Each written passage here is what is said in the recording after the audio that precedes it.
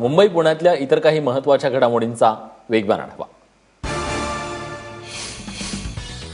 मुंबईतल्या अंधेरी परिसरातल्या साम्राज हॉटेलला काल रात्री भीषण आग लागली। मात्र अग्निशमन दलाच्या 8 फायर इंजिन्स आणि गाड्यांनी या आगीवर नियंत्रण मिळवलं आणि मोठी हानी टाळली आहे। ज्यावेळी आग लागली त्यावेळी 50 पेक्षा अधिक लोक या हॉटेलमध्ये हजर होते। काही लोकांनी खिडक्यांमधून उडी मारून आपला जीव वाचवला, त्यामुळे मोठी हानी टळली आहे। या आगीत 8 जण जखमी झालेत, त्यांच्यावर रुग्णालयात उपचार सुरू आहेत।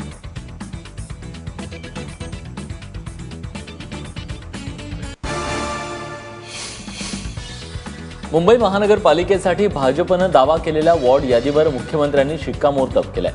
शिवसेनेनं आपल्या यादीबद्दल कुठलीही माहिती दिली नसल्याचं आशिष शेलार यांनी म्हटलंय। मात्र शिवसेना यादीवर काहीच बोलायला तयार नाहीये।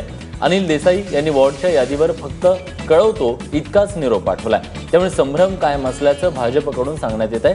भाजपने 114 वॉर्डवर दावा केलाय, त्यात शिवसेनेचे विद्यमान नगरसेवक असलेल्या वॉर्डचा देखील समावेश आहे। महानगरपालिका निवडणुकांसाठी चर्चेपेक्षा सेना भाजपत एकमेकांवर चिखलफेक करण्याच्या चढाओढी सुरू आहेत। सेनेसोबत जागा वाटपाच्या संदर्भात 2 बैठका झाल्या, तेव्हा शिवसेनेनं भाजपच्या मंत्र्यांवर आक्षेप घेतले नाही। आता अचानक त्यांना उपरती का झाली असा सवाल भाजपचे मंत्री विनोद तावडेंनी केला। एबीपी माझाला दिलेल्या एक्सक्लुझिव्ह मुलाखतीत ते बोलत होते। पिंपरीत युतीसाठी शिवसेनेनं अंतिम प्रस्ताव दिला असून भाजपनं वेळकाढूपणा केल्यास शिवसेना स्वतंत्र लढेल असा इशारा शिवसेनेनं दिलाय। युतीवर चर्चा करण्यासाठी पिंपरीत सेना भाजपची बैठक झाली।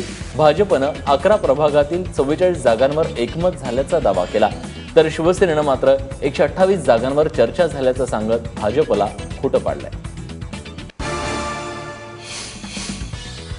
मीरा रोडचे भाजपचे नगरसेवक अनिल भोसले यांच्या विरोधात बलात्काराचा गुन्हा दाखल झालाय। त्यांच्या प्रभागात राहणाऱ्या महिलेनं त्यांच्या विरोधात पोलिसात तक्रार केली आहे। अनिल भोसले यांनी अश्लील फोटो काढून ब्लॅकमेल करत गेल्या 5 वर्षांपासून बलात्कार केल्याचं पीडित महिलेनं तक्रारीत म्हटलंय। काश्मीरी पोलीस ठाण्यात नगरसेवक अनिल भोसले विरोधात गुन्हा दाखल करण्यात आला असून भोसले सध्या फरार आहे।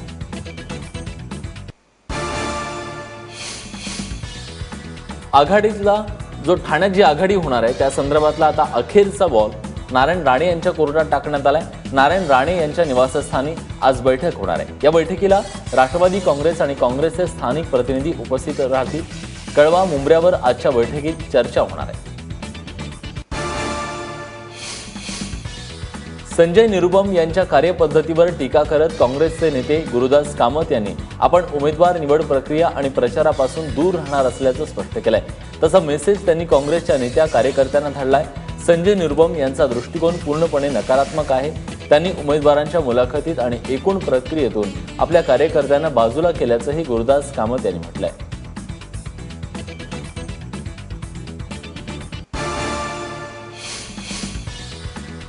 अजूनही राष्ट्रवादी काँग्रेसनं कमी जागा घेण्याची तयारी दाखवली तर मुंबईत आघाडी करणं शक्य आहे असं संजय निरुपम यांनी म्हटलंय। राष्ट्रवादी काँग्रेसनं आधी आपले 45 उमेदवार घोषित केले, त्यामुळे आघाडीचा मार्ग बंद झाल्याचं निरुपम यांनी म्हटलं होतं। तर संजय निरुपम यांनी सोबळाची भाषा सुरू केल्यानं राष्ट्रवादीला स्वतंत्रपणे लढावं लागत असल्याचा आरोप सुनील तटकरे यांनी केला होता। त्यामुळे आता राष्ट्रवादी घोषित उमेदवारांची यादी मागे घेऊन नव्यानं आघाडी करणार का हा प्रश्न आहे। नाशिक नंतर ठाण्यातून मनसेनं निवडणुकीचं रणशिंग फुंकलंय। आचारसंहिता जाहीर झाल्यानंतर पहिल्यांदाच मनसे प्रमुख राज ठाकरे यांनी ठाण्यात हजेरी लावत कार्यालयाच्या उद्घाटनाचा धडाका लावला। ठाण्यात एकाच दिवशी तब्बल 16 पक्ष कार्यालयांचं उद्घाटन करण्यात आलं। एवढंच काय तर सीकेबी फूड फेस्टिवलला भेट देऊन चमचमीत पदार्थांचा आस्वादही घेतला। शिवसेनेत चक्क गुजरातच्या नगरसेवकाचा पक्षप्रवेश झालाय। भाजपचे अशोक पवार हे 18 वर्षांपासून बडोदा महानगरपालिकेत नगरसेवक आहेत। मात्र आता त्यांनी चक्क शिवसेनेत पक्षप्रवेश केलाय। मुंबईत मातोश्रीवर उद्धव ठाकरे यांच्या उपस्थितीत शेकडो भाजपच्या कार्यकर्त्यांसोबत अशोक पवार यांनी शिवसेनेचा झेंडा हाती घेतलाय।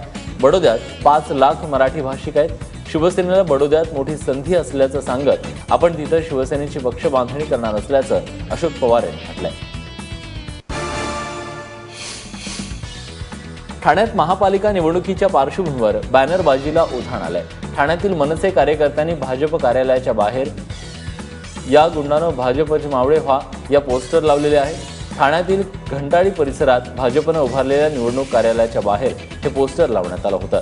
या पोस्टरबाजीवरून कोणताही वाद उद्भवू नये यासाठी पोलिसांनी लागलीच ते काढून टाकलं। सेना भाजप युतीच्या भरवशावर विसंबून न राहता दोन्ही पक्षातील इच्छुक उमेदवारांनी प्रचाराची तयारी सुरू केली आहे। प्रत्येक वॉर्डातून सेना भाजपचे जवळपास 3-4 इच्छुक उमेदवार निवडणुकीच्या पार्श्वभूमीवर प्रचाराला लागल्याचं दिसतंय। पक्षाच्या तिकिटाची वाट न पाहता या उमेदवारांनी निवडणुकीची तयारी प्रत्येक शाखेत सुरू केली आहे। त्यामुळे आता फक्त उमेदवारी जाहीर होण्याची वाट हे इच्छुक पाहत आहेत। मतदारांच्या मूलभूत अधिकाराप्रमाणे प्रत्येक मतदाराची माहिती वर्तमानपत्रात जाहीर केली जाईल अशी माहिती निवडणूक आयोगानं आयोजित केलेल्या पत्रकार परिषदेत देण्यात आली। ईव्हीएम मशीन आणि आवश्यक तेवढे पोलीस दल तैनात केले जातील। तसंच आचारसंहिता भंग झाल्यास गुन्हेगारांवर कडक कारवाई केली जाणार असल्याचं निवडणूक आयोगानं म्हटलंय। वसई विरार पालिकेचे शिवसेनेचे नगरसेवक धनंजय गावडेंवर बनावट कागदपत्रांद्वारे बेकायदेशीरपणे इमारत बांधल्याप्रकरणी गुन्हा दाखल करण्यात आलाय। तुणीज पोलीस ठाण्यात धनंजय गावडे यांच्या कुटुंबासह 5 जणांवर हा गुन्हा दाखल करण्यात आलाय। एकाच महिन्यात धनंजय गावडे यांच्यावर हा दुसरा गुन्हा दाखल झालाय। 1997 मध्ये सिडकोनं दिलेल्या बांधकाम परवानगीमध्ये फेरफार करून बेकायदेशीरपणे इमारत बांधून सदनिका विकल्याचा त्यांच्यावर आरोप आहे। पुण्यातील छत्रपती संभाजी उद्यानातील राम गणेश गडकरींचा पुतळा काढल्यामुळे निर्माण झालेलं वातावरण निवळणं गरजेचं असल्याचं मत भारिप बहुजन महासंघाचे अध्यक्ष प्रकाश आंबेडकर यांनी व्यक्त केलंय। गरज पडल्यास छत्रपती संभाजी महाराजांच्या शेजारी गडकरींचा पुतळा बसवावा असंही त्यांनी म्हटलंय। गडकरींचं लिखाण म्हणजे विकृतपणाचा एक भाग आहे, मात्र वातावरण कलुषित होऊ नये यासाठी इतिहासातील काही गोष्टी बाजूला ठेवाव्या लागतात असंही प्रकाश आंबेडकर यांनी म्हटलंय। डॉक्टर नरेंद्र दाभोलकर आणि कॉम्रेड गोविंद पानसरे यांच्या हत्या प्रकरणांचा तपास योग्य रीतीने होत नसल्याचा आरोप करत दाभोलकर आणि पानसरे कुटुंबियांनी आंदोलन केलं। मुंबई हायकोर्टात सुनावणी सुरू असताना आरोपींचे फोटो हातात घेऊन दोन्ही कुटुंबांकडून निदर्शनं करण्यात आली। दाभोलकर हत्या प्रकरणी सीबीआयनं हायकोर्टात अहवाल सादर केला, तसंच तपासातील आणखी 2 महिन्यांचा वेळ मागितला। दरम्यान पानसरे हत्या प्रकरणी 2 आरोपींची ओळख पटली असून फरार आरोपींचा शोध सुरू असल्याची माहिती एसआयटीनं हायकोर्टात दिली आहे। दिवसेंदिवस वाढत जाणाऱ्या पाणी टंचाईमुळे येत्या 10 वर्षात ठाण्याचा मराठवाडा होईल अशी चिंता मुंबई उच्च न्यायालयानं व्यक्त केली आहे। लोकांना प्यायला पाणी नसताना नवीन बांधकामांना सहकार्य का केलं जातं असा सवाल न्यायालयानं उपस्थित केलाय। ठाण्यातील पाणी टंचाईबद्दल ॲडव्होकेट मंगेश शिलार यांनी याचिका दाखल केली होती। त्याच्या सुनावणीच्या वेळी हायकोर्टानं ही चिंता व्यक्त केली आहे। टिटवाळ्यातील इंदिरानगर परिसरातील शेकडो रहिवाशांकडून कल्याण डोंबिवली महानगरपालिकेवर मोर्चा काढण्यात आला। पालिकेच्या आरक्षित जागेवर असलेल्या बांधकामांवर होणाऱ्या प्रस्तावित कारवाईच्या विरोधात हा मोर्चाचं आयोजन केलं होतं। या कारवाईच्या विरोधात रहिवाशांनी रेल रोको आंदोलन देखील केलं होतं। आरक्षित भूखंडांवर घरं बांधून विकणाऱ्या बिल्डर आणि पालिका अधिकाऱ्यांवर गुन्हे दाखल करण्याची मागणी या मोर्चात करण्यात आली। कल्याण डोंबिवलीसह आसपासच्या परिसरात चोरट्यांनी घातलेल्या धुमाकूळानं नागरिक त्रस्त झालेत। पोलिसांना चकवा देत चोरट्यांच्या कारवाया सुरू असल्यानं चोरट्यांना पकडण्यासाठी आता नागरिकांनीच रात्री आणि दिवसा गस्त घालायला सुरुवात केली आहे। डोंबिवलीच्या मानपाडा पोलीस स्थानकाच्या हद्दीतल्या खोनी, उसरघर सह इतर गावातील नागरिकांनी या मोहिमेत सहभाग घेतला।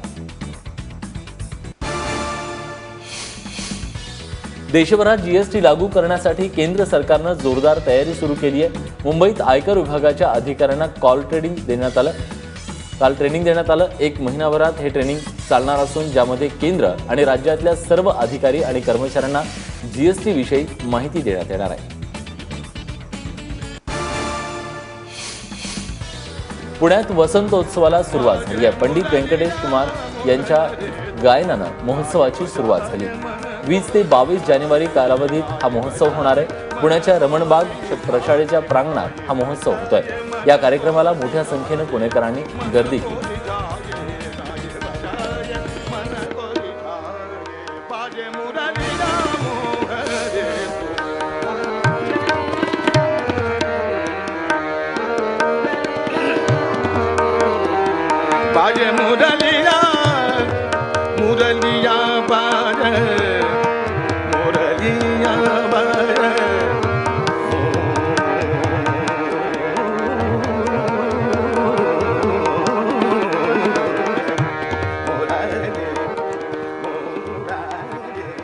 या सुरांसोबत बुलेटिनमध्ये एक छोटासा ब्रेक घेतोय. बघत रहा एबी माझा.